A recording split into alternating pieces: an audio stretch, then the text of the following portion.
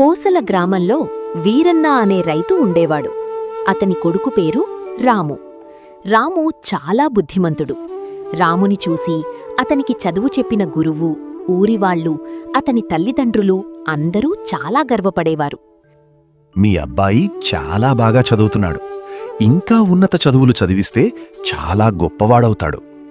కాని వీరన్న దగ్గర రాము చదువుకు సరిపడా ధనం లేకపోవడంతో తన దగ్గర ఉన్న ఆవులను అమ్మి నగరంలో ఉన్న విద్యాకేంద్రానికి పంపించాడు. అక్కడ 1 సంవత్సరం చదివి రాము ఇంటికి తిరిగి వచ్చాడు. చదువైపోయిందా నాయనా? పట్నంలో ఏం చదువుకున్నావు? నాన్నా, నేను కప్పల భాష నేర్చుకున్నాను. నాకిప్పుడు కప్పల భాష అర్థమవుతుంది. అవి ఏం మాట్లాడుకున్నా నాకు అర్థమవుతుంది. కప్పల భాష నేర్చుకున్నావా? చదువుకోమని పంపిస్తే నువ్వు చేసుకొచ్చిన నిర్వాకం ఇదేనా? ఇక చదివింది చాలే, ఇంటి దగ్గరుండి పొలం పనులు చూసుకో. రాము తండ్రికి పొలం పనుల్లో సహాయం చేస్తూ కొంతకాలం గడిపాడు. అతని ఆరోగ్యం కూడా బాగుపడింది. నాన్నా, నాకింకా చదువుకోవాలని ఉంది. నేను వేరే ఊరు వెళ్ళి చదువుకుంటాను.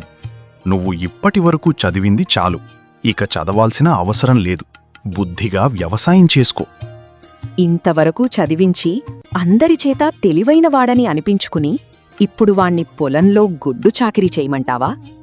వాడు చదువుతాను అంటే చదివించాల్సిందే. భార్య మాట కాదనలేక వీరన్న తన కొడుక్కి కొంత ధనమిచ్చి మళ్లీ చదువుకు పంపించాడు. విద్యాకేంద్రంలో కొంతకాలం చదివి ఆరోగ్యం బాగోలేదని రాము ఇంటికి తిరిగి వచ్చాడు. ఈసారైనా మంచిగా చదువుకున్నావా? మంచి ఉద్యోగం వస్తుందా? చదివాను నాన్నా. ఇప్పుడు నాకు కుక్కల భాష అర్థమవుతుంది. కుక్కలు ఏం మాట్లాడుకున్నా నాకు తెలుస్తుంది. ఈ కుక్కల భాష, కప్పల భాష ఎవడికి కావాలరా? అవేమైనా కూడు గుడ్డ పెడతాయా? చదివింది చాలు, ఇక్కడే ఉండి వ్యవసాయం చేసుకో. రాము కొంతకాలం తండ్రితో పాటు పొలం పనులు చేసి మళ్లీ చదువుతానన్నాడు. రాము సహాయం చేయడం వల్ల పంటలకు మంచి రాబడి వచ్చింది. అందువల్ల వీరన్న అడిగినంత ధనమిచ్చి రాముని మళ్లీ చదువుకు పంపాడు. కొంతకాలానికి రాము తిరిగి ఇంటికి వచ్చాడు. ఈసారైనా మంచి చదువులు చదివావా? అవును నాన్నా, నాకిప్పుడు చేపల భాష కూడా వచ్చేసింది. పని పాట లేనివాళ్లు ఇలాంటి చదువులు చదువుతారు. ఇక్కడే ఉండి రైతుగా బతకడం నేర్చుకో. అలా రాము ఊళ్ళోనే ఉంటూ పొలం పనులు చేసేవాడు. ఒకరోజు రాము పొలంలో ఉండగా 2 మనుష్యులు అతని వద్దకు వచ్చారు. మేము రామాపురం వెళ్తున్నాం.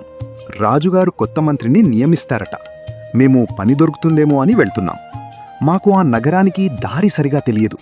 అక్కడి వరకు తోడొస్తావా? చాలా పనులున్నాయండి, రావడం కుదరదు. నీ దారి ఖర్చులు మేమే చూసుకుంటాం. వచ్చినందుకు నీకు ధనం కూడా ఇస్తాం. రాము తన తండ్రిని అడిగి వారితో వెళ్లడానికి ఒప్పుకున్నాడు.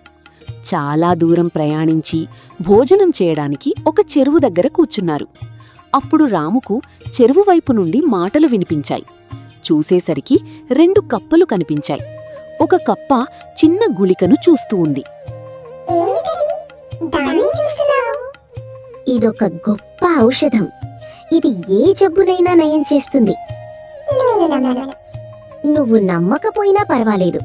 చావు బతుకుల్లో ఉన్న గ్రామాధికారి తల్లికి దీన్ని మింగిస్తే క్షణంలో లేచి కూర్చుంటుంది అని చెప్పి ఒక కప్ప చెరువులోకి దూకింది. 2వ కప్ప కూడా గుళికను అక్కడే వదిలేసి నీటిలోకి దూకింది.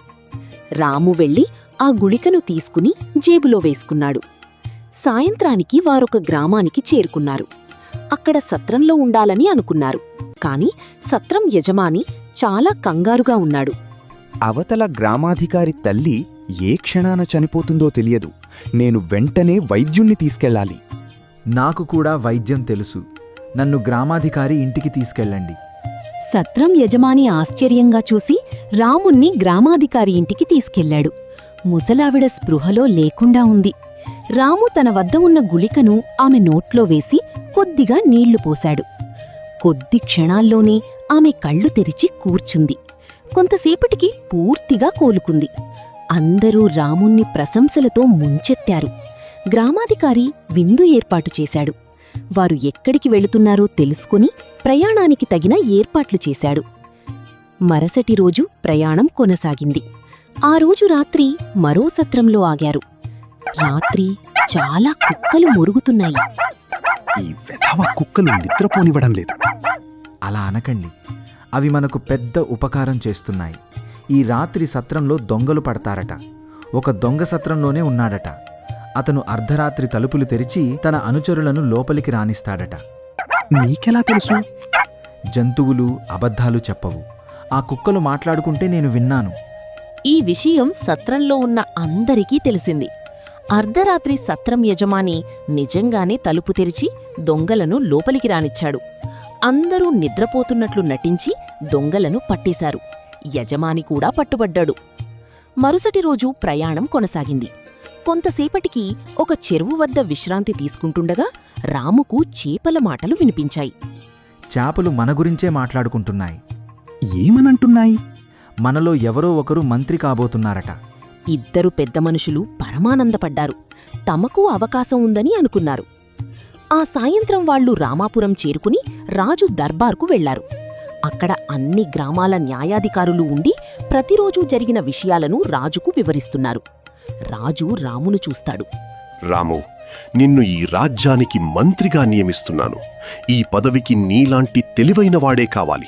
నీవు మంత్రిగా ఉంటే ఈ రాజ్యంలో ఎటువంటి సమస్యలు ఉండవు. ఈ కథ మీకు నచ్చినట్లయితే దయచేసి వీడియోకు లైక్ చేయండి. ఇలాంటి మరిన్ని ఆసక్తికరమైన కథల కోసం మా జేకేవీ స్టోరీస్ ఛానల్ను సబ్స్క్రైబ్ చేసుకోండి.